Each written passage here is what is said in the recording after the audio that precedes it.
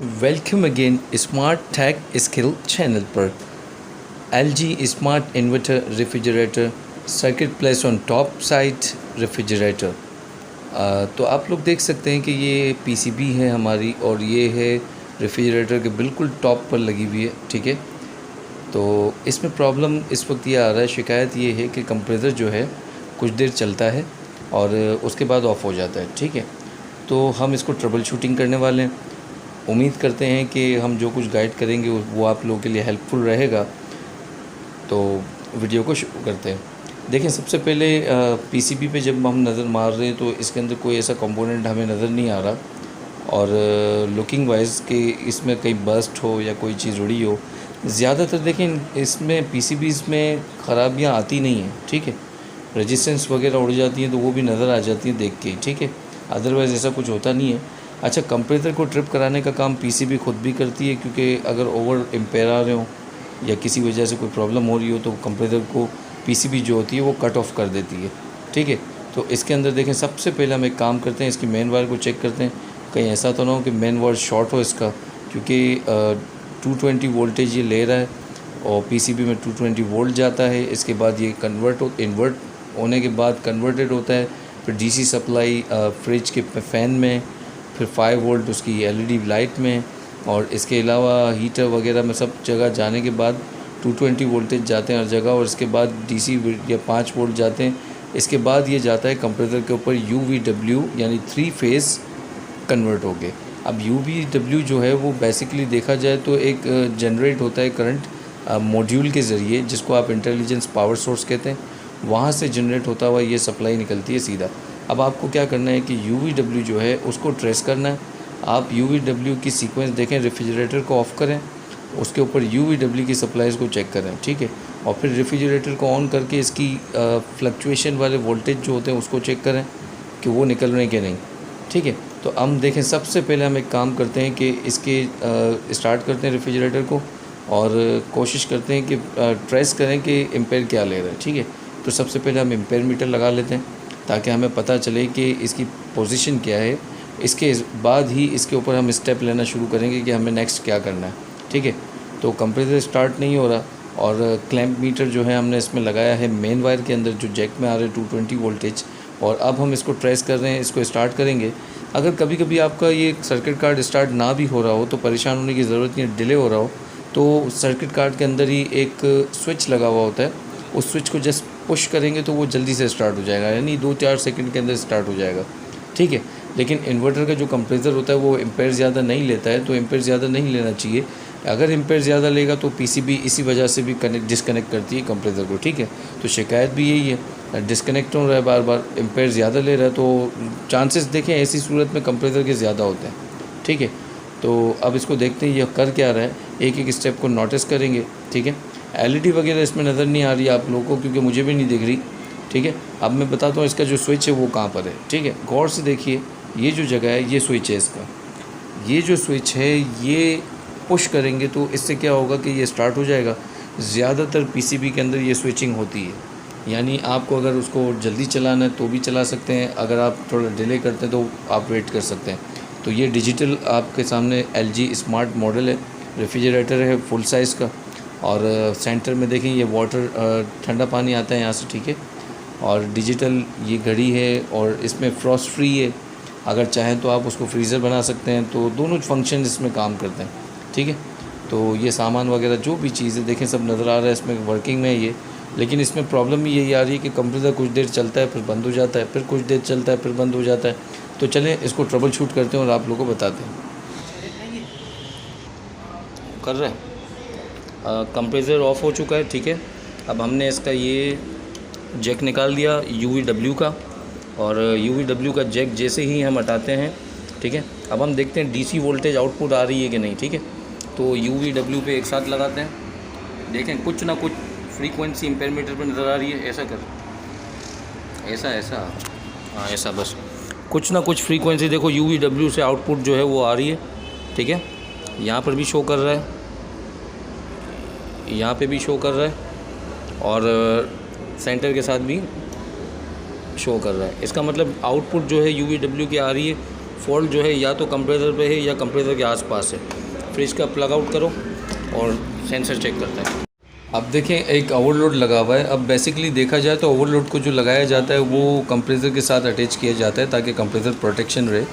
لیکن یہاں پر دیکھیں اوور لوڈ کمپریسر کے لیے نہیں لگا ہوا, اوور لوڈ پی سی بی کو سپلائی دیتا ہے. یعنی کسی قسم کی بھی انڈیکیشن یا اوور وولٹیج کی فریکوینسی کو جب یہ سینس کرتا ہے تو یہ پی سی بی کو سگنل دیتا ہے کہ کمپریسر جو ہے ایمپیئر زیادہ لے رہا ہے. تو اس کے بعد کیا ہوتا ہے کہ کمپریسر ٹرپ ہو جاتا ہے کارڈ کے تھرو.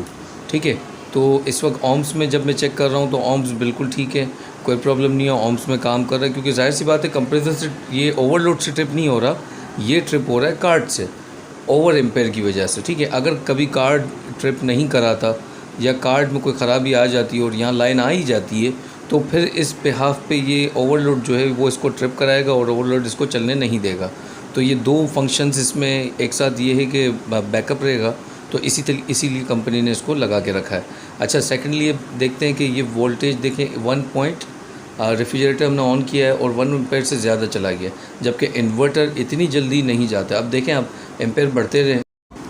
اب دیکھیں ایمپیئر میٹر ہم نے اوور لوڈ کے ساتھ کنیکٹ کیا ہوا ہے اور مین لائن میں ہی لگا ہوا ہے ایک طرح سے یہ.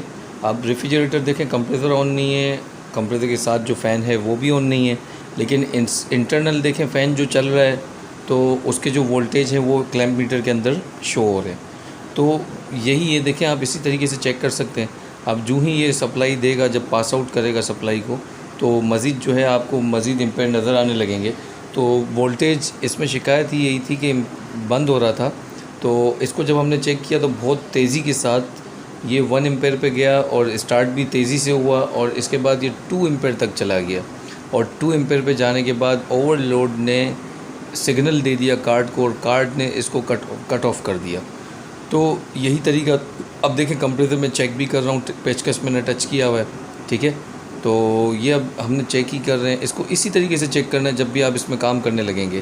ٹھیک ہے, اور دیکھیں اس میں سے اس طریقے سے دیکھیں عام کمپریسر میں جو گٹی لگی ہوتی ہے بیسیکلی یہ گٹی اندر کی طرف لگی ہوتی ہے, لیکن انورٹر ریفریجریٹر میں دیکھا جائے تو یہ جو کمپریسرز ہوتے ہیں 180 وولٹ کے آس پاس فلیکچویشن ہوتی ہے, اس کی وجہ سے ہی چلتے ہیں اور اس پہ یہ 3 فیز پہ جنریٹ ہو کے آتے ہیں. اوور لوڈ دیکھیں کمپریسر کے ساتھ بالکل نہیں ہے, بالکل ہٹ کے ایک لگا ہوا ہے. اس کے دونوں وائر اوپر سرکٹ میں جا رہے ہیں, لیکن لگا ہوا یہاں پر ہے تو کوئی ایشو نہیں ہے, لگا یہاں پر ہے. بعض کا ہو سکتا ہے اوپر ہوتا ہو, بعض کا باڈی میں ہوتا ہو, لیکن الگ الگ جگہ پہ ہو سکتا ہے. کچھ کمپنیاں نہیں بھی لگاتی. ٹھیک ہے, تو اب دیکھیں دوبارہ سے ہم اس کو چیک کر رہے ہیں. تو آپ کو تسلی کرنی ہے. ٹھیک ہے, آپ کو کنٹینیوٹی چیک کرنی ہے. آپ کمپریسر کی کنٹینیوٹی چیک کریں. کمپریسر کی کنٹینیوٹی سے بھی اندازہ ہو جاتا ہے. دیکھیں اس کی کنٹینیوٹی بھی سیٹ ہے. ٹھیک ہے, اب میں کنٹینیوٹی چیک کرنے کی کوشش کر رہا ہوں. ایک آ رہی ہے 16, 6 اور 7. ٹھیک ہے, 16.6 اور 7 کے آس پاس آ رہی ہے. ٹھیک ہے, اب دوسرے پراپ کو لگا کے دیکھتا ہوں کہ چینج کر کے. اب دیکھیں دوسرا پراپ بھی 16.5 اور 17 آس پاس یہی رہ رہی ہے. ٹھیک ہے, اب تھرڈ پوائنٹ پہ چیک کر لیتے ہیں. 16.3 اور 18.2. ٹھیک ہے, اب دیکھیں یہ پھر 16 ہو گیا, اب یہ 18 ہو جاتا ہے. ٹھیک ہے, تو میرے حساب سے مجھے ایسا فیل ہو رہا ہے کہ شاید اس کی وائنڈنگ کے اندر کوئی پرابلم آ رہی ہے, کیونکہ ایک انڈیکیشن 18 کا دے رہا ہے. دیکھیں یہ 18 کا دکھا رہا ہے.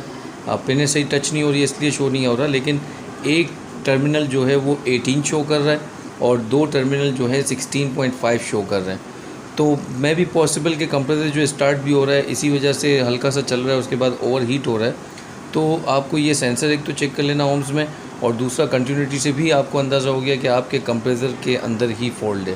ٹھیک ہے, پنوں کو آپ جیسے چاہیں لگا لیں, پراپ کا کوئی ایشو نہیں ہے. آپ کا یہ جو سینسر ہے اوور لوڈ کا یہ اسی سے اندازہ ہو جاتا ہے. اس کو فیز میں ڈال کے بھی چیک کر سکتے ہیں, اس کو اومز میٹر میں بھی چیک کر سکتے ہیں.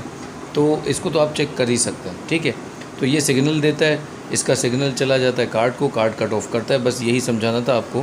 تو جب کبھی اس طریقے کے کیسز آپ کو آئے تو ایل جی اسمارٹ انورٹر ہے, یہ تو ریفریجریٹر ہے, چاہے آپ کے پاس سیمسنگ کا ریفریجریٹر آئے, چاہے آپ کے پاس کوئی اور سی کمپنی کا بھی آ جائے, پروسیس یہی رکھیں. یو وی ڈبلیو چیک کریں, فریج آن کر کے یو وی ڈبلیو کی فلیکچویشن چیک کریں, اور فریج آف کر کے کمپریسر کی کنٹینیوٹی چیک کریں. تو ان سے ہی اندازہ ہو جائے گا کہ بیسک فالٹ ہے کدھر. ٹھیک ہے, تو امید ہے ویڈیو آپ لوگ کو اچھی لگے گی, ویڈیو سمجھ آ گئی ہوگی کہ انورٹر ریفریجریٹر کو کس طریقے سے چیک کیا جاتا ہے. مزید اس طریقے کی ویڈیوز دیکھنے کے لیے ہمارے چینل کو سبسکرائب کر کے رکھیں بیل آئیکن پہ کلک کریں تاکہ اپلوڈیڈ ویڈیو کا نوٹیفیکیشن ہمیشہ آپ لوگ کو ملتا رہے. اور آپ ایک کام کیا کریں، ہماری ویڈیو کو لازمی اپنے واٹس ایپ گروپ پر، اپنے فیس بک پر، اپنے انسٹاگرام پر، جہاں کہیں سوشل ایکٹیویٹی آپ کرتے ہیں وہاں پر سینڈ کریں تاکہ ہر ایک کو فائدہ ہو اور ہر ایک نئی ٹیکنالوجی سے فائدہ اٹھاتا رہے.